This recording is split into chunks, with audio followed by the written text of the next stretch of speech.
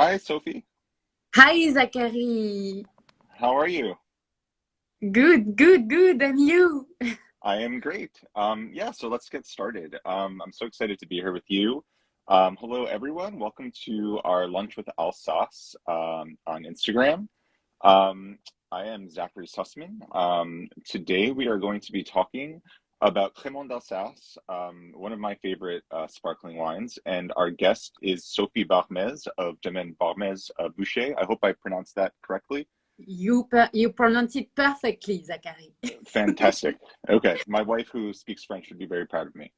Um, so your estate, Barmès-Buecher, it's one of my favorite domaines in Alsace. And in addition to making incredible still wine, you make a wonderful Crémant, Yeah. which is obviously sparkling wine. So thank you for joining us. I'm really, really excited to talk to you about these wines, especially on Valentine's Day, right?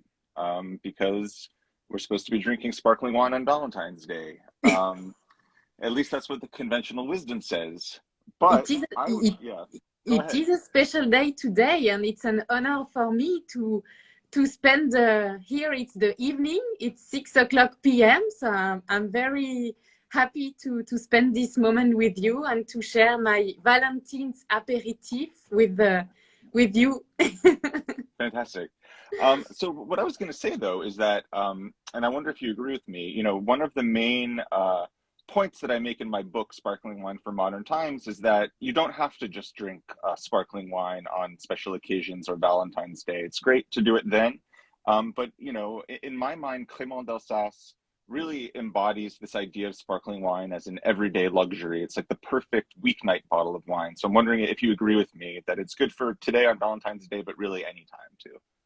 I agree completely with you, Zachary. For me, Crémant d'Alsace has to be as your everyday sparkling wine, has to be in your fridge.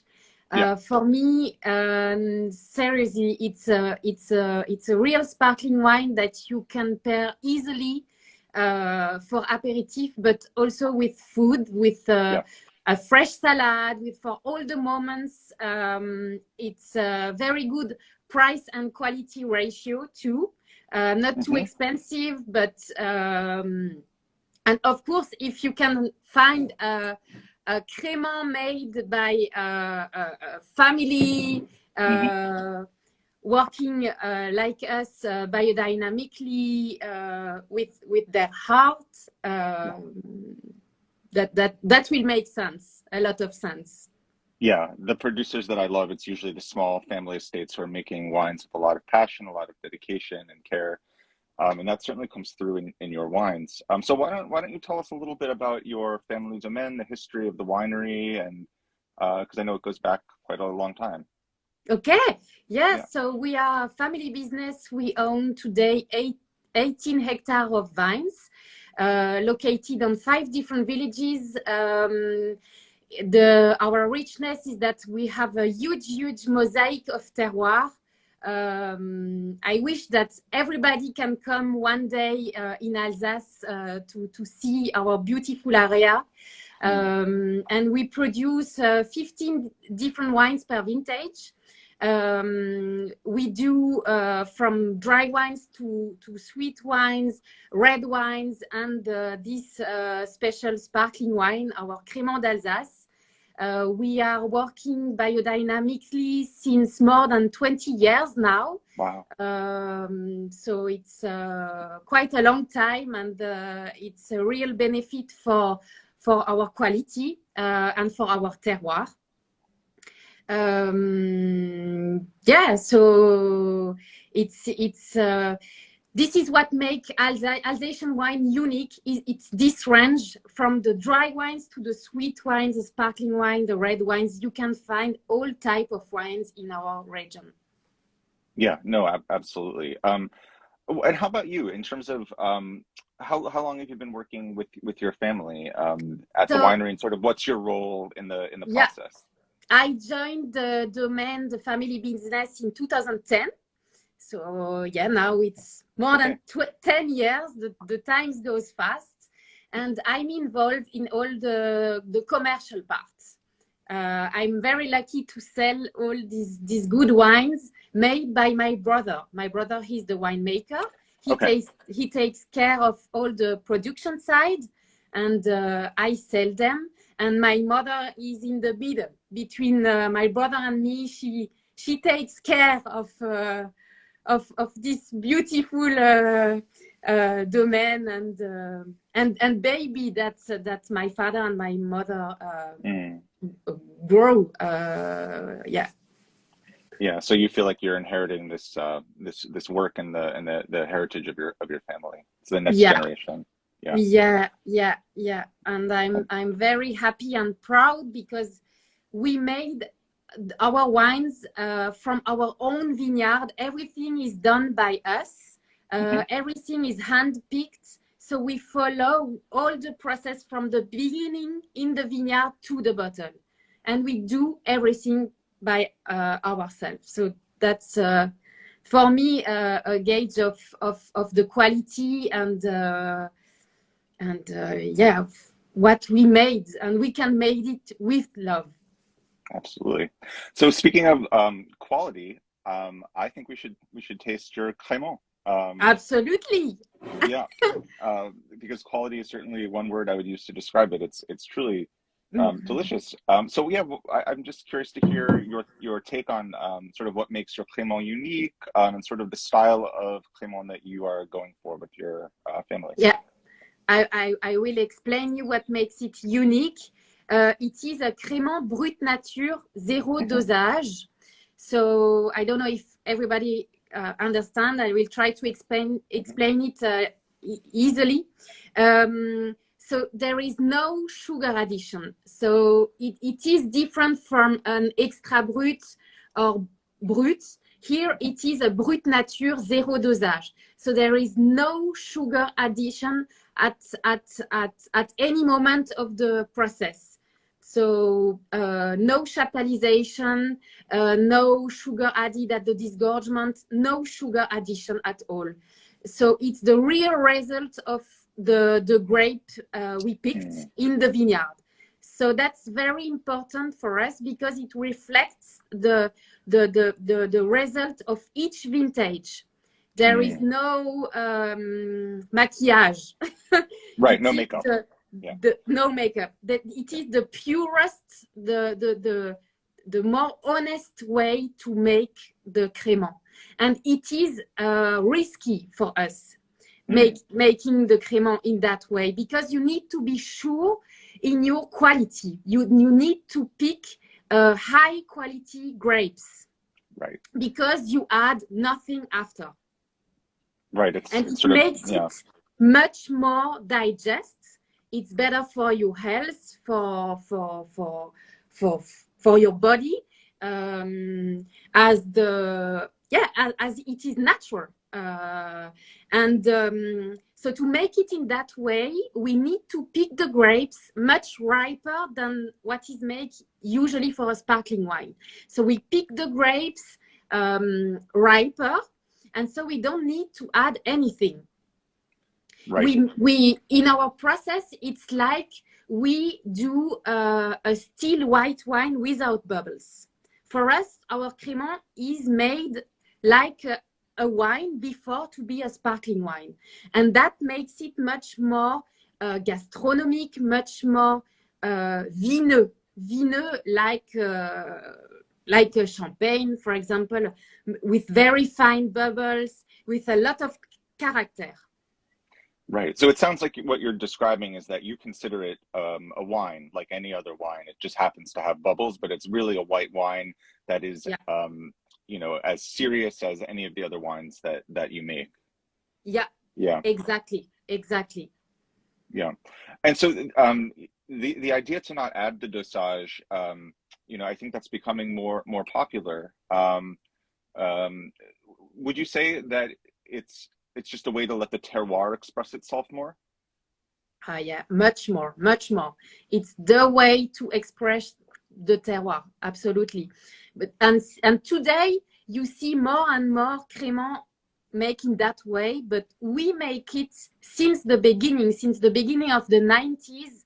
Wow. We make the crémant en brut nature, zéro dosage. So you were doing it before it was cool. Exactly. Yeah. So it means that for us, it is the way to make crémant. You know, we not just follow what is done today. It is really what make the Barmès-Buecher crémant. It is really the way we see it. Right. And you can see the differences from one vintage to the next, I imagine, right? The quality of the vintage and the terroir. There is differences in each vintages of our crémant, and that makes it exciting because every vintage is different. Yeah. It's not just always it has the same taste. No. Every vintage is different, and so you respect the terroir, the vintage. Yeah. Yeah. What the vintage has to say to you. Yeah, and so this is the 2008 vintage that we're tasting together. It's really, really lovely. So I was wondering if you could let us know what the breakdown of varieties is in the crémant that you make, because everyone has a different recipe in Alsace, which is one of the things I really like about it, is that you can use, you know, all the different regional grapes. Not all of them, but many of them. Many of them, absolutely. But in our blend, you have mostly the Pinot family grapes. You have Pinot Gris, Pinot Blanc, Pinot Auxerrois, and a little bit of Chardonnay, 50% of Chardonnay, but 75% of the blend comes from the Pinot family. And that brings this creaminess, this character, this smoky taste, this buttery, toasty notes. That comes from the Pinot family grapes. Okay, that's what I was wondering, because there really is a beautiful sort of richness, a honeyed quality, almost like a grilled brioche type of note. And I saw on the back of the bottle that there is quite a bit of Pinot Gris, which, forgive me, correct me if I'm wrong, but is it unusual to have that much Pinot Gris in a crémant? It is a little bit unusual, yeah. Mostly in the Alsatian crémant blends, you have Pinot Blanc, Pinot Auxerrois, and not so much Pinot Gris. But we really love to put Pinot Gris in our crémant because it brings this special taste. Yeah. It brings this character.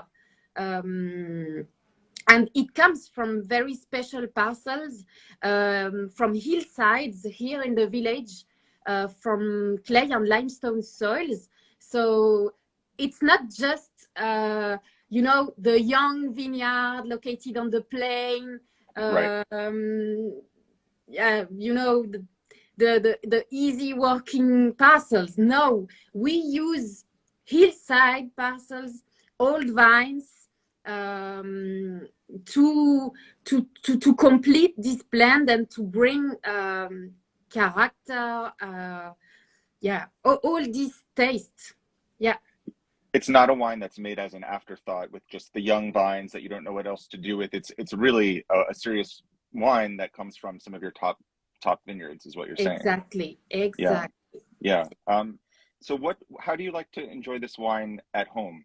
How do you serve it? I imagine you drink quite a lot of it. I would, if my family made it, I would drink it all the time. You know, we love to drink it like almost every day, because you can have it like an aperitif. You can also have it in Alsace. You have this traditional dish called tarte flambée. We love to drink it. It is the Alsatian style of pizza, actually, tarte flambée. We love to drink it with tarte flambée. We love to drink it with croque-monsieur, for example. All these easy making dishes, a fresh salad, a fried chicken. There's something about, I was going to say fried chicken, the fried cuisine with the bubbles. It's the acidity and the effervescence. It's such a great pairing. Yeah. It's a sparkling wine for every day, for all the moments, for lunch, for dinner, for the breakfast, for 8 o'clock when you wake up. Yeah. No, I feel like I don't want to stop drinking it. It's really honestly was one of the best Cremant that I've had in a long time. And it's really quite distinctive and flavorful. I truly love it. Mm. So would you say that this Cremant is within sort of how does it fit into the style of wines that your family is making in general? Like what makes this a Barmès-Buecher wine? Mm. Um, in the way that it is, we make dry wines, but with deepness, with Yeah. complexity. Just not just dry and nothing in the glass, but dry with character, with um, with something to say, and when you will drink a bottle of our wines, each glass will be different. Each glass will tell you another story. And when you will arrive at the end of the bottle, you will say, okay, no, it's finished. No, I want more. Tell me the Yeah. next story. We make the wines in the way to, that one glass gives you the l'envie to drink another one. You know The what I desire to mean? drink another one. Yeah. Yeah, Yeah, yeah. Yeah. yeah. No, it's really So wonderful. it's and our signature in our wines is this. It's this dryness, but this deepness, this salinity, this Right. minerality, and at the same time this complexity. Yeah, this yeah. It's a wine which it's wines which are full bodied, Hmm. and which are alive. It's not just a picture in one moment. That's it. No, uh, each bottle will be different. Each glass will be different, and yeah, Yeah, no, I taste truly love it. it, drink Yeah, it. I wish everybody, I recommend that everybody who's watching this go out and find a bottle. If not of this one, then at least another Cremant d'Alsace. Um, so speaking of which, Sophie, I don't know, I don't think you have this bottle that we're gonna taste. Do you have this? Unfortunately, no, I No. don't have Okay. it. So I'll just have to tell you how good it is. Yeah. Exactly. What would it's Valentine's Day, right? So what would Valentine's Day be without some pink wine? So this is actually the Derleur Cadet Crémant d'Alsace Rosé made from Pinot Noir. I'm just going to quickly give it a little taste. I'm sorry, Sophie, that you don't have it and you can't try it, but I'm jealous. I'm jealous. well, I'm sure you have plenty to drink where you are in Alsace. But I will so pour me another glass of yeah, my yeah, Cremant. definitely. Yeah, cheers to that. Um, So personally, I love Crémant d'Alsace Rosé. In my book, I call it one of France's best kept secrets. Although I think the word is kind of out at this point because the wines are quite popular. But you drink a lot of them in France, and the grape is Pinot Noir. So what I understand though is that your family does not make a sparkling rosé, and that your father had some strong feelings on the subject. So just curious, if you don't mind, what was his thought process about that, and why he didn't want to do a sparkling rosé, if you don't because mind. for, because for him it was white or dark, but white or red, but not rosé, not in the Got middle. it. Got it. Okay, so he was a man who had firm opinions about things. Yeah, yeah, and I get also it. and also because we don't have so many Pinot Noir vineyard on the Domaine, and we Right. prefer to make still Pinot Noir with these parcels. Right. Well, that's a perfect segue to my next question. I was going to ask you about that, but just before we go into that, I just wanted to say Yeah. that what I love about these rosés is that I feel like you can almost drink them like a light red wine. Like there's a little, color and quite deep flavor. Like I really think that these wines are great with foods, and you can even pair them with things that you would pair with like a light Pinot Noir red, like salmon, Mm. like a mushroom pizza. To me, that's sort of what I like to drink these with? I know your family doesn't make sparkling rosé, but do you enjoy it yourself?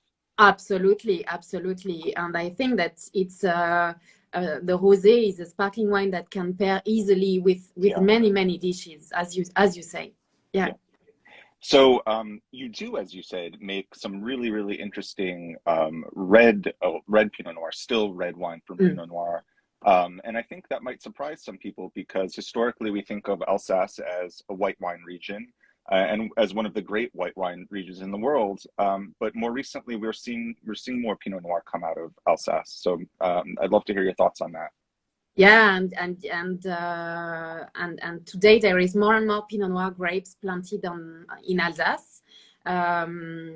It comes from the climate change too, because Right. it's getting warmer and warmer, and we see today that the results of the Pinot Noir growing in Alsace is very good. Right. You can today find very good Pinot Noir in Alsace. Very well noted in the international press, and with a very good price. Not Right. too expensive. Yeah, I really encourage you to buy Alsatian Pinot Noir. Yeah. So what's making it more popular is the fact that you can get more ripeness. Like you can actually fully ripen the grapes now with climate change. That's basically what you're saying. Yeah. Yeah, Yeah. interesting. Yeah. And so your family makes two different Pinot Noir. Exactly. Can you tell us about them? Yeah, we do two different Pinot Noir. We do one called Pinot Noir Réserve, which is coming from 10 different parcels blend together from vines aged between 30 and 40 years old. This is Oh, our classic Pinot Noir with a lot of character, but in an easy drinking style. And then we do another one coming from just one single vineyard from the Grand Cru Hengst. wow. But in Alsace, it's for the moment not allowed to write Grand Cru on the label. Right. So we call it Pinot Noir Vieille Vigne. And it's vines which are 55 years old. That's Yeah, so old. that's all for Pinot Noir. My grandfather planted this vineyard 55 years ago. And 55 years ago, you didn't know what he could do on this Grand Cru, because Grand Cru Pinot Noir were not well known at the moment, and Yeah. Alsatian Pinot Noir absolutely not. So, yeah, it was a really good idea at that time. Yeah, very forward thinking. Yeah. Very innovative. Wow. So has your family been making still red wines for that long, Yeah. for that many decades? So you're sort of a pioneer in Pinot Noir from Alsace. I don't know, but Sounds like it. we make Pinot Noir since a very long time. Yeah. And since my father were at the Domaine, he immediately wanted to do Pinot Noir with complexity. He directly wanted to pick ripe grapes of Pinot Hmm. Noir and to age them in barrels, in oak barrels, to increase the complexity, and because he was convinced that the quality was here to do a Yeah. real red wine and not Yep. just light red wine Right. like rosé. Right. So for those people who are tuning in who have never had a Pinot Noir from Alsace, how would you describe the character of Pinot Noir that the region produces compared to some other regions, maybe, or just in general? Yeah, what makes it Alsatian? What makes them Alsatian? That's a good question, Zachary. I mean, for me, it's this fruity style, all this complexity that you can have, but also this diversity. The Alsatian region is from north to south. You have all these different types of soils, and you can have such many different styles of Pinot Noir in Alsace, even in the same region. You know what I mean? So compared to other regions or countries making Pinot Noir, the Alsatian Pinots are, yeah, have this fruitiness, this balance. Because we have sun, but also cool nights, so it will never be too heavy. Yeah, you will have ripeness but freshness at the same time. It's very, very interesting, and it's very interesting to taste them during a blind tasting too, compared to other regions, other countries. Yes, I imagine they're priced better too than certain other French regions Pinot Noirs that we might know of and won't mention. But you know, your neighbors in another region that starts with B, for instance. I'm talking about Burgundy. I mean, the prices compared to Burgundy are so much more reasonable. Yeah, that is it. And I think that today, more and more people, more and more professional people, sommelier, importers, I think that that today they can see it and they can taste it. Yeah. We see us at the Domaine, we see that the demand is increasing each month. That was my question. Yeah. So you're feeling there's excitement in the region about the potential for this grape. Absolutely. Fantastic. We could sell twice more what we produce today. I think it's it's great, and I hope that all the region will continue in that way to work in this quality way and to make these huge Pinot Noir. And I'm convinced that the quality will continue to progress in the future. No, I'm sure. I remember when I was in Alsace, it was 5 years ago, and people were only just starting to talk about it. I didn't taste a lot of it when I was there because people weren't pouring it as much in the tasting rooms at the wineries that we visited. But I think that's probably changed a lot since then, even in just 5 years. Yeah. Come back, Zachary. Come back in Alsace. I would love to.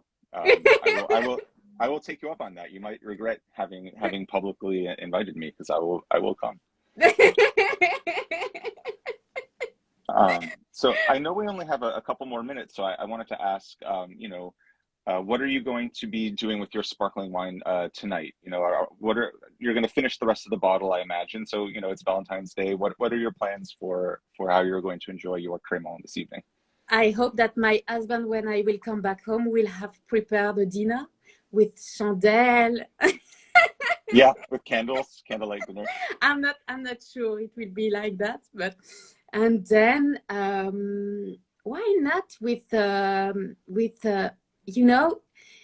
just a good slice of pain de campagne, that you toast in your toaster, just a little bit warm, and camembert or bria savarin or comté. I like the way you think. Yeah, I like the way you think.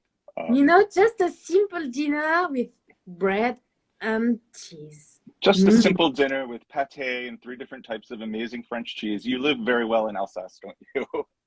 You're very lucky. Well, we should all be so lucky to come and visit Alsace and drink the wines there. So, I think we're running out of time. So, Sophie, thank you so much for joining me. It was such a pleasure. Happy Valentine's Day to everybody.